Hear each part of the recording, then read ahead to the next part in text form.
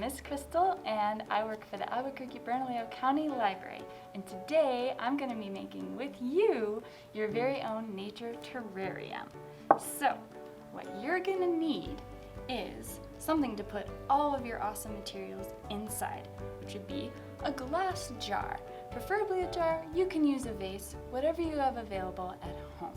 And inside of your jar is going to go all the materials that you've probably most likely picked up from outside. So for me, I've got rocks and moss and bark and more rocks and sand, dirt, and shells, and that's going to make up my terrarium. So I'm going to start out with our dirt. And just be kind of careful when you're pouring it. You don't want it to go everywhere.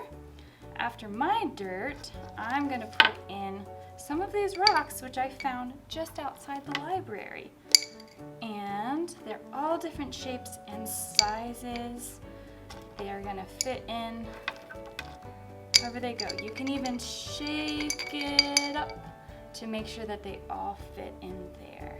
After your rocks, you can put in some sand just to make it look really, really cool. The rocks are all hidden in there. You can kind of see them. So now we're also going to add one of my favorite elements, which is glitter. And I've got some miniature pine cones in there too, which are going to add a lot of cool looking texture as well. Make sure when you're making your terrarium that you're not making it exactly like I am. I want you to be able to use your imagination, use whatever you found outside or even inside to make your terrarium yours. After our pine cones and our glitter, we are going to add some shells. And these are going to go in however you want them to go. These I found on a beach in Texas, so they have really cool memories for me as well. That is looking awesome. So now we've got all our different layers in there.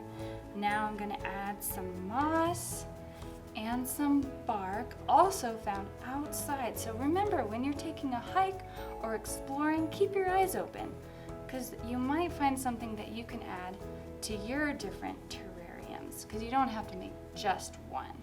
So now we've got all of our awesome looking things in there. Don't forget, if you want to add some color and pop and pizzazz, you're more than welcome to do that. Add more glitter if you feel like you want more glitter. And I've also got some little figurines. You can use whatever's in your toy box.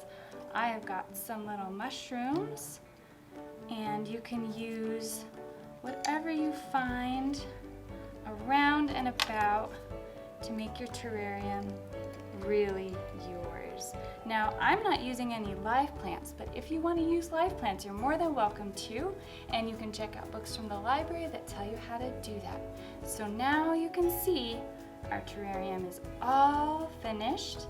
If you want to make more crafts like this, be sure to check out our YouTube channel, make a comment for other things that you want to see the library do, and we'll see you again next time. Take care. Bye.